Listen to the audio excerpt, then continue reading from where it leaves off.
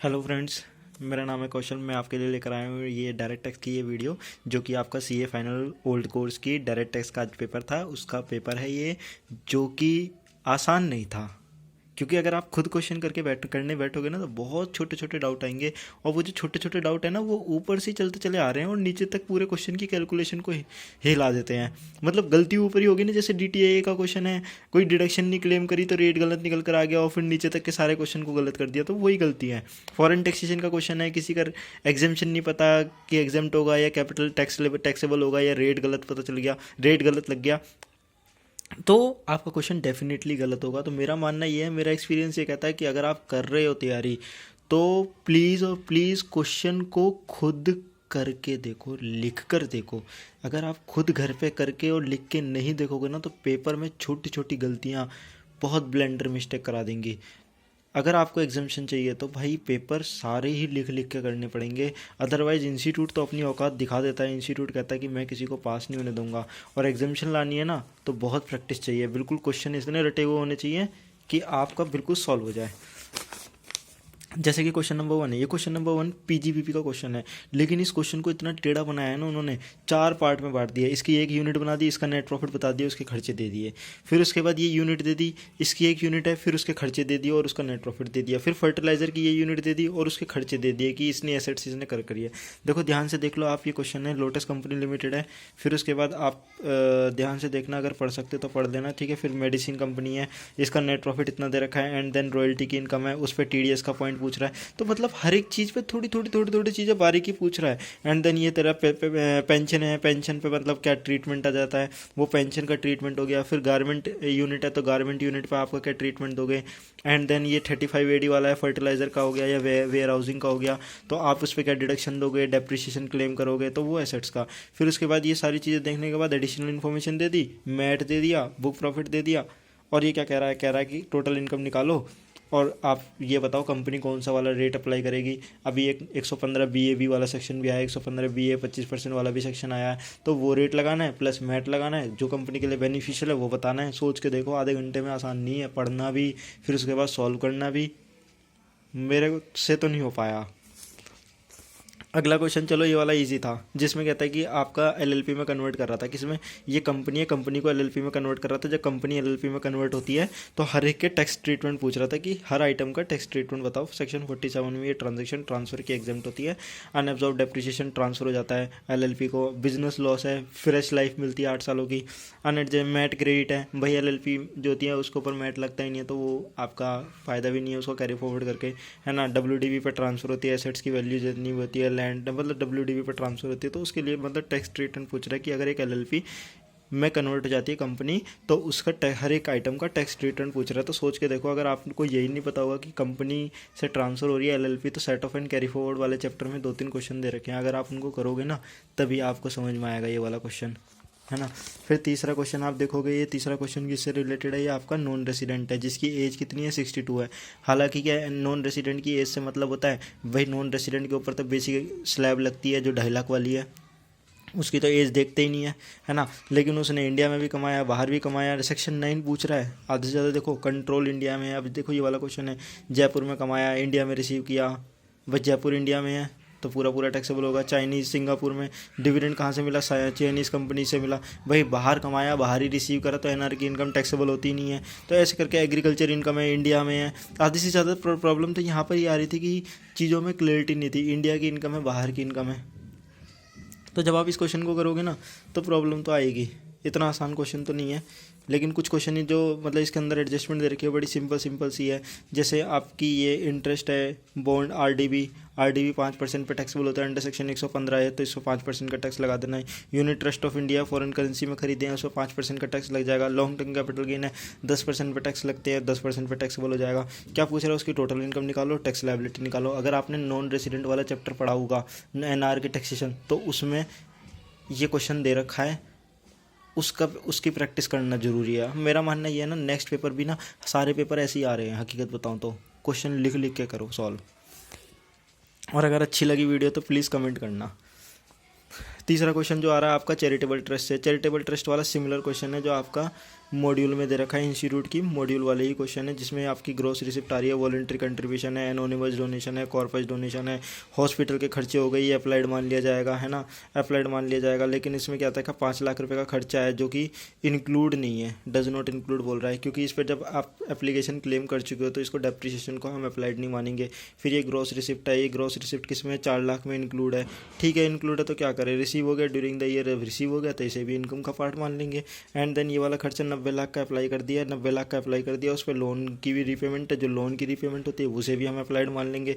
Donation जो होता है 3 लाख रुपए का किसी अदर ट्रस्ट को दिया है, अब अदर ट्रस्ट को दिया है, इन्होंने ये नहीं बताया कि ट्रस्ट का जो ऑब्जेक्टिव वो सिमिलर है या नॉन सिमिलर है। अगर नॉन सिमिलर होता तो मैंने यहाँ पर एजम्पशन ली, यहाँ पर मैंने ये बोला कि ट्रस्ट का जो ऑब्जेक्टिव है वो सिमिलर है, और सिमिलर है तो कॉर्पस डोनेशन जो है उसे अप्लाइड मान लेंगे। लेकिन अगर ऑब्जेक्टिव सिमिलर नहीं होता ना तो कॉर्पस डोनेशन अप्लाइड का पार्ट नहीं बनता।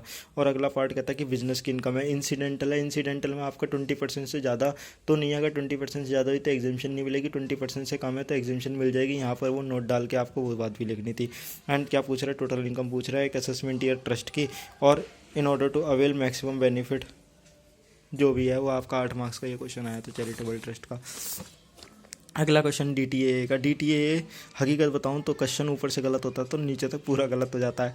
आप सॉल्व करके देखोगे, सोच के देखो, अगर आपने कोई डिडक्शन ही नहीं क्लेम करी तो पूरा क्वेश्चन गलत हो गया नीचे तक। DTA का मतलब एवरेज रेट जो निकालोगे वो एवरेज रेट ही गलत निकल जाएगा। एवरेज रेट जब गलत निकलेगा तो आपका तो वही चीज़ ये कह रहा है कि आपका कंट्री 1 से इनकम इतनी रिसीव हुई है, कंट्री 2 में रॉयल्टी की इनकम रिसीव हुई है, कंट्री 1 से आपके बिजनेस की इनकम रिसीव हुई है, और रॉयल्टी के रेस्पेक्ट में 50,000 के खर्चे दे रखे हैं।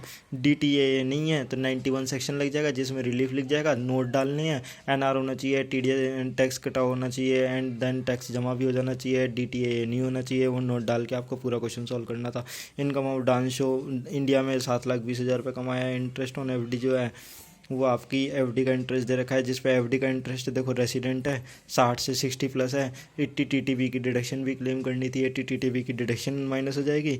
एंड देन पेंशन फंड वाला, ये पेंशन फंड दे रखा है LIC का। डाउट तो यहाँ पर आ गया 80 PP, एक तो आपका PPF 80C में आ जाता है, और फिर LIC का पेंशन 80CCD। मुझे सेक्शन भूल गया मैं पेपर वाले दिन, अब पेपर के टाइम पर मैं सेक्शन याद नहीं आ रहा, दोनों का मर्ज करके मैंने 1.5 लाख क्लेम कर आया। अब मुझे नहीं लगता कि सही है या गलत है, हालांकि बट सोच के देखो ऐसे छोटे छोटे बारीकी वाले डाउट आते हैं, जबकि मैंने क्वेश्चन लिख के देखे थे तब भी ऐसी प्रॉब्लम आई, है ना। फिर दोनों कंट्री का टैक्स रेट दे रखा है, कंप्यूट करनी है टैक्स लायबिलिटी। तो आप ये क्वेश्चन को देखोगे आसानी से, तो दिखने में तो आसान लग रहा है, जब करने बैठोगे ना तो मेरा मानना ये है टाइम ले लेगा, कर लोगे लेकिन टाइम ले जाएगा, क्योंकि एक क्वेश्चन को टाइम करने की जो टाइम लिमिट होती है वो 15 मिनट होती है, और आप इस क्वेश्चन को अगर आधे 1 घंटे में कर रहे हो तो दूसरे क्वेश्चन का टाइम खा रहा है। दिखने में जो चीज़ आसान होती है ना, करने में मुश्किल होती है। तो मेरा मानना ये है कर करके टाइम के अंदर करो सॉल्व। अगला देखो TDS का क्वेश्चन है, मैंने ये छोड़ दिया क्योंकि मेरे को ये अगले पार्ट मुश्किल से थोड़ा सा दिक्कत हो रही थी ALP में, इसीलिए। ये TDS वाला क्वेश्चन है जिसमें आपका नए सेक्शन जो आया है विड्रॉल वाली लिमिट 194 एंड 194N है, उसके ऊपर ये सेक्शन है। और अगला वाला जो है कोऑपरेटिव सोसाइटी वाला, मतलब सॉरी NR जो बॉन्ड पे होता है तो 5% का वो 115A में टैक्स जमा करता है और 10% का TDS करता है NR वाले के ऊपर। तो ये दोनों क्वेश्चन उसके ऊपर बेसिस है। और ये वाला क्वेश्चन जो है आपकी इमूवेबल प्रॉपर्टी की रिकवरी, वो आप जब असेसमेंट वाला चैप्टर करोगे तो उस असेसमेंट वाले चैप्टर से रिलेटेड है। हालांकि इतना आसान से समझ में नहीं आया था ये।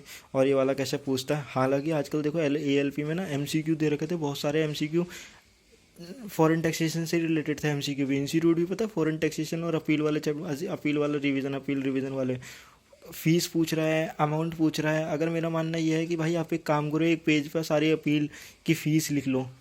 APA में जाओगे तो कितनी फ़ीस होगी, अपील करोगे तो कितनी फ़ीस होगी, सेटकॉम में जाओगे तो कितनी फ़ीस होगी, कितने समय के अंदर आपकी असेसमेंट कंप्लीट हो जानी चाहिए, सबकी टाइम लिमिट है। 2-3 पेज पे लिख कर अपनी दीवार पे चिपका दो। फिर उसके बाद ALP वाला क्वेश्चन है। ALP वाला क्वेश्चन, ये 3 क्वेश्चन जो दे रखे हैं वो 3 क्वेश्चन दे रखे हैं। यहाँ पर वो इंस्टीट्यूट पूछना चाह रहा है कि डिटरमाइन करना है which method of ALP is to be most appropriate. सबके लिए बताओ कौन कौन सा मेथड अप्रोप्रिएट होगा, ये बताने थे कौन सा मेथड अप्रोप्रिएट होगा। 2 नंबर में पूछ रहा है इंस्टीट्यूट। और फिर उसके बाद अगला क्वेश्चन जो 5वां क्वेश्चन है, ये 5वें क्वेश्चन में ये वाला जो क्वेश्चन है ना, मुझे समझ नहीं आया। इनकम टैक्स से हकीकत बताऊँ तो ये है ही नहीं हो। मैंने ना ये इसको आखिरी में सोचा था कि इसे आखिरी में कर लूँगा, बट ये कर नहीं पाया। हालांकि ये वाला क्वेश्चन जो है ना, ये कैपिटल बजटिंग वाला क्वेश्चन जो होता है ना, कौन सी मशीन खरीदनी चाहिए इनकम टैक्स को एडजस्ट करने के बाद, थी उसी से रिलेटेड है। ये इनकम टैक्स का क्वेश्चन ही नहीं है, हकीकत बात ये है। ये जो 4 नंबर का ये क्वेश्चन दे रखा है ये इनकम टैक्स का है ही नहीं। यहाँ पर देखो ध्यान से देखो, ये क्या कर रहे हैं, in this case assessee decide to buy और सेल मार्जिन।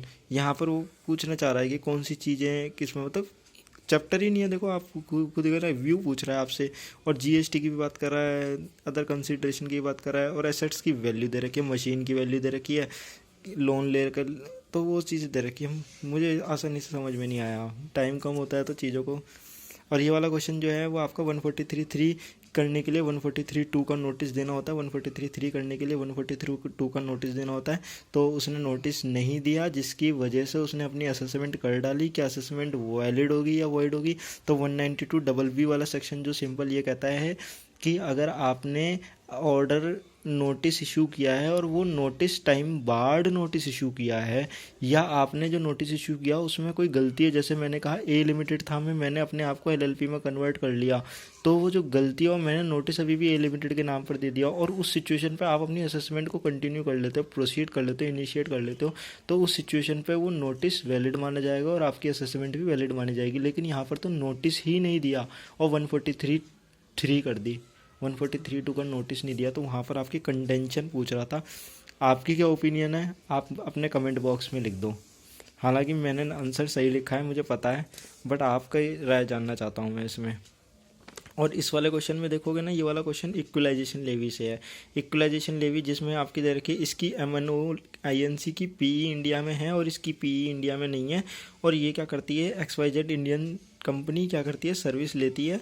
तो उस सिचुएशन पे इक्वलाइजेशन लेवी लगेगी या नहीं लगेगी। इक्वलाइजेशन लेवी 1 लाख से ज़्यादा की ट्रांजैक्शन भी हो रही है और एडवर्टाइजमेंट की सर्विसेज ले रही है। सेक्शन 165 इक्वलाइजेशन लेवी का क्वेश्चन है।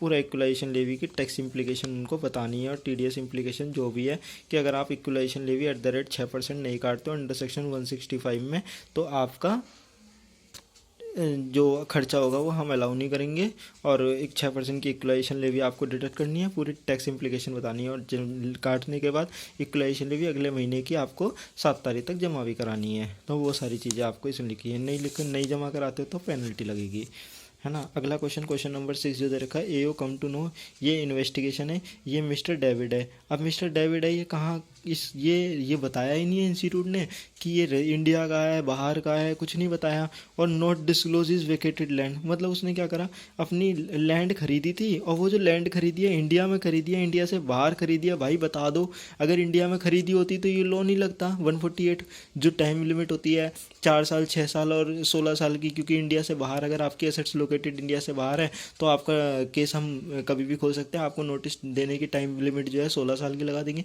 अब इन्होंने कहा था कि लैंड खरीदी है। अब सपोज करो मैं इंडिया का रहने वाला, मैं इंडिया में 10 लैंड खरीदूँ और 10 बेचूँ, तो क्या AO मेरे को नोटिस भेज देगा क्या 148 का? नहीं। कब भेजेगा, जब आपके एसेट्स इंडिया से बाहर है। और दूसरा 2014 का केस है और करंट ईयर के बारे में पूछ रहा है, वह करंट ईयर के बारे में पूछ रहा है, तो क्या केस खुल सकता है या नहीं खुल सकता। और अमाउंट भी 5 लाख है। तो यहाँ पर ये छोटे छोटे से डाउट आ रहे थे कि यार ये तो बड़ा कन्फ्यूज़न वाला क्वेश्चन सा लग रहा था। लेकिन हाँ, 148 सेक्शन में टाइम लिमिट होती है जो 4 साल होती है, 6 साल होती है और 16 साल होती है। 4 साल एनी अदर केसेस हो गया और 6 साल आपका अगर 1 लाख से ज़्यादा है इनकम एस्केपिंग, और 16 साल हो गया एसेट्स लोकेटेड आउटसाइड इंडिया, तो वो वाली बात तो वो यहाँ पर लिखनी थी। दूसरा फिर अगर एजेंट का केस होता है, एजेंट होता अगर NR का, तो 6 साल के अंदर अंदर आप नोटिस दे सकते हो, 6 साल तक आप केस खोल सकते हो। और यहाँ पर अप्रूवल की बात करी हुई है, अप्रूवल में जॉइंट कमिश्नर की अप्रूवल लेनी होती है और CIT चीफ CIT की अप्रूवल लेनी होती है, तो वो वाली अप्रूवल की बात पूछ रहा है। एंड देन अगला क्वेश्चन पूछ रहा है, discretionary trust taxable at MMR। अब क्वेश्चन में ये नहीं बताया इंस्टीट्यूट ने कि ट्रस्ट डिसॉल्व हो रही है, जब डिसॉल्व हो रही है तो वो वाला क्वेश्चन लिखना। यहाँ पर एक अपने आप ही आइडिया लेना था, मैंने तुक्का मारा, बाहर आके बच्चों से पूछा तो बच्चे कह रहे कि हाँ यही बात लिखनी थी। जहाँ पर क्या होता है कि इंस्टीट्यूट मतलब जब चैरिटेबल ट्रस्ट क्या करती है, अगर अपनी एसेट्स खरीदती है कि एग्रीकल्चर इनकम से कोई एसेट्स खरीदी है तो वो एसेट्स तो उसकी अपनी है, तो उसके ऊपर MMR नहीं लगेगा। वो बताना था कि इसकी एक्सेप्शन क्या है कि किस एसेट्स पे MMR नहीं लगेगा। अगर एक ट्रस्ट का डिसोल्यूशन होता है तो वो अपनी एसेट्स को 12 महीने के अंदर अंदर सोल्ड कर देती है खुद, या किसी दूसरे चैरिटेबल ट्रस्ट को दे देती है जिसका ऑब्जेक्टिव सिमिलर होता है, तो उस सिचुएशन पे आपका MMR नहीं लगेगा। तो वो वाली बातें आपको यहाँ पर बतानी थी। ये 4 मार्क्स से, ये 4 मार्क्स का क्वेश्चन था। और ये वाला जो क्वेश्चन था आप ये भी देखोगे, जिसमें आपका रिटर्न पेनल्टी पूछ रहा है अंडर सेक्शन 270A, और 270A की जो पेनल्टी है, अंडर रिपोर्टिंग की 50% ऑफ टैक्स लायबिलिटी होती है और मिस रिपोर्टिंग की 200% की टैक्स लायबिलिटी होती है। यहाँ पर यूनिवर्स लिमिटेड है, डोमेस्टिक कंपनी है, उसकी टर्नओवर दे रखी है और मेरे से हो गई गलती 17-18 की टर्नओवर और मैंने ध्यान दिया नहीं और मैंने 30% का टैक्स लगा दिया। यहाँ पर मेरे से भी गलती हो गई। सारी कैलकुलेशन तो ठीक करी थी लेकिन यहाँ पर टर्नओवर न देखने की वजह से 25% की टैक्स लगानी थी और वो 30% का टैक्स लग गया और मेरे से गलती हो गई है। तो देखो दोस्तों, ये गलतियाँ हो जाती हैं पेपर के टाइम पे अगर आप ढंग से तैयारी नहीं करते हो, लिख लिख के सॉल्व नहीं करते हो। प्लीज़ क्वेश्चन करना तो लिख लिख के ज़रूर करना, अगर नहीं करोगे तो गलतियाँ होंगी। क्वेश्चन में बहुत बारीकियाँ दे रखी होती है, सब कुछ नहीं पढ़ पाओगे एक साथ। अगर अच्छा लगा हो तो कमेंट बॉक्स में ज़रूर लिखना। ओके, थैंक यू दोस्त, बाय बाय।